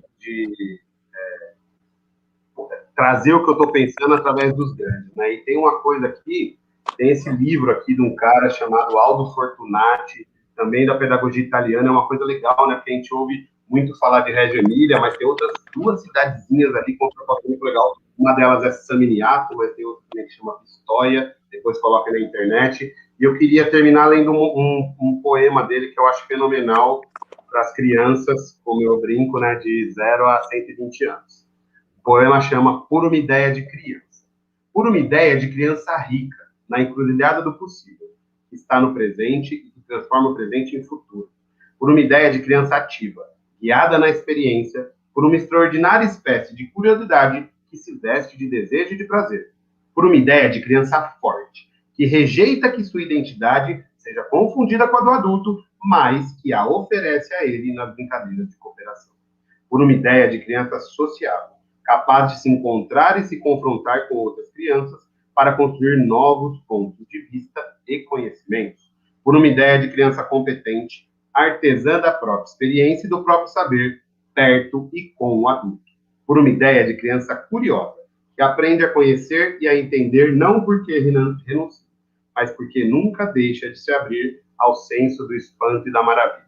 Então, quando eu falo de essência, eu estou falando um pouquinho disso. Esse tipo de criança, esse tipo de educador, esse tipo de comunidade. Desejo tudo de bom para todo mundo, uma ótima tarde, um ótimo sábado, e todo mundo torcendo aí para a vacina chegar logo. Viva o SUS, viva a ciência, né, cara? Que é isso que esse é o nossa luz no fim do túnel aí para sair desse obscurantismo que pensa que está ganhando, mas a gente vai dar a volta por cima, com certeza. Beleza, João? Amém. Abraço. Muito obrigado, meu querido. Abraço para todo mundo que seguiu aí, escutando a gente, escutando o Cauê, se encantando. Eu vi que o Cauê tem um fã-clube aí bem forte, o pessoal te admira, tem toda a razão, é impossível não admirar o teu trabalho. E, pessoal, muito obrigado, um bom sábado, um bom final de semana para vocês. Semana que vem teremos outro convidado especial também. Semana eu divulgo para vocês. Um abração para todo mundo, bom descanso, se cuidem.